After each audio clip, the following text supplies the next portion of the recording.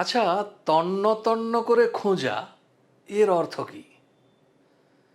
তন্ন তন্ন করে খোঁজা সে কেমন খোঁজা আমরা ভালো করেই জানি।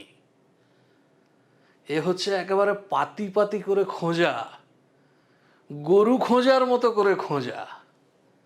কিন্তু তন্ন তন্ন এই শব্দের অর্থ কি? এটা কিভাবে এলো এই শব্দ? দেখুন, এই তন্ন তন্ন বোঝাতে গিয়ে আমি আরো দুটো শব্দ ব্যবহার করে ফেললাম, পাতি পাতি করে খোঁজা এবং গরু খোঁজা। দেখুন, গরু খোঁজা এর যে বিশেষ অন্তর্নিহিত অর্থ আছে সেরকম আমি পাইনি।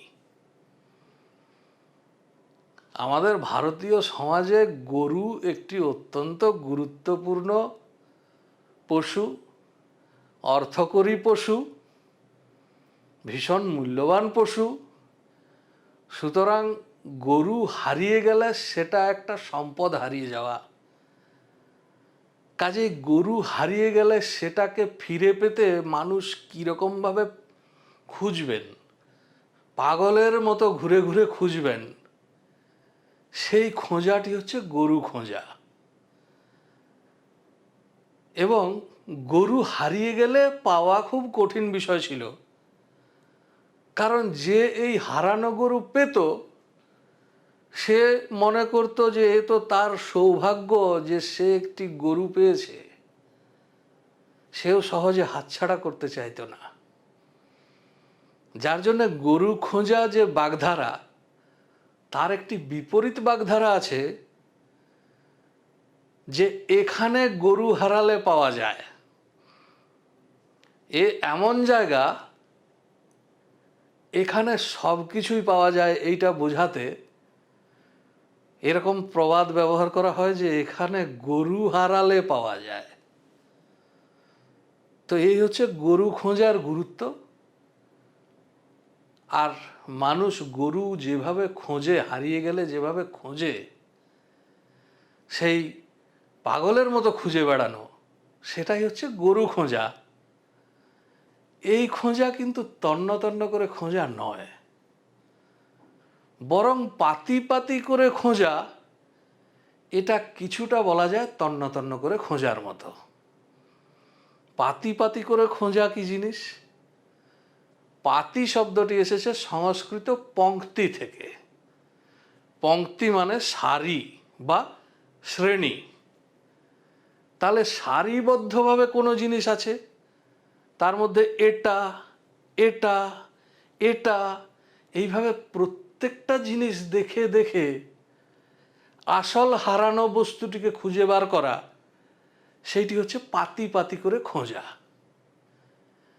তন্ন তন্ন করে খোঁজা সেটাও অনেকটা সেরকমই, কিন্তু এর মধ্যে একটা অন্যরকম গভীরতা আছে, অন্যরকম দর্শন আছে। পাতি পাতি করে খোঁজা মানে যেরকম বোঝাচ্ছে এইটা এইটা এইটা, এরকম পরপর প্রতিটি জিনিস নিরীক্ষণ করা।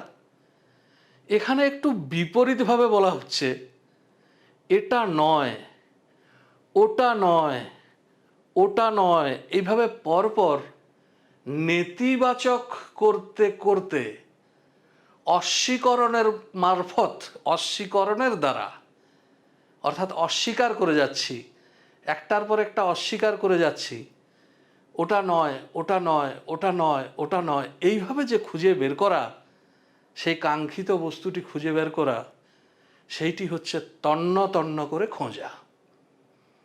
তো তন্ন শব্দটি কিভাবে এলো? একেবারে সংস্কৃত শব্দ। তন্ন যদি সন্ধি বিচ্ছেদ করেন, তৎ যুক্ত ন। তৎ মানে ওটা, ন মানে হচ্ছে না, অর্থাৎ ওটা নয়। তন্ন তন্ন করে খোঁজা মানে ওটা নয়, ওটা নয়, ওটা নয়, এইভাবে খোঁজা। আমার ভিডিওতে অনেকেই মন্তব্য করেছেন, ইনবক্সে অনেকে অনুরোধ জানিয়েছেন আমি একটা বই লিখি। না, আপাতত আমি কোনো বই লিখছি না, একটু হতাশ করলাম আপনাদের। কিন্তু আমি বই লিখলে যেরকম হতো, আমি ঠিক তেমন একটা বই পেয়েছি। বইটি এই আমার হাতে রয়েছে বাগধারায় পুরাণ প্রবাহ। বইটি আমাকে পাঠিয়েছে এই বইয়ের লেখক অনিমেষ চন্দ্র। এখানে বইটির বিশেষত্ব হচ্ছে এতে 108টি বাগধারা এবং প্রবাদ রয়েছে, যেগুলি কোনো না কোনো পুরাণ কাহিনীর সঙ্গে সংযুক্ত আছে। এর মধ্যে এই 108টি বাগধারা এবং আরও কিছু পরিশিষ্টে আছে। তার মধ্যে বেশ কয়েকটি নিয়ে ভিডিও আমি করে ফেলেছি এবং আরও বেশ কিছু ভিডিও যেগুলি আমার করার পরিকল্পনা ছিল সেগুলি এই বইতে আছে। ফলে প্রথমে ধন্যবাদ আমার লেখক অনিমেষ চন্দ্রকে। তুমি ভাই আমার কাজ অনেক সহজ করে দিয়েছ।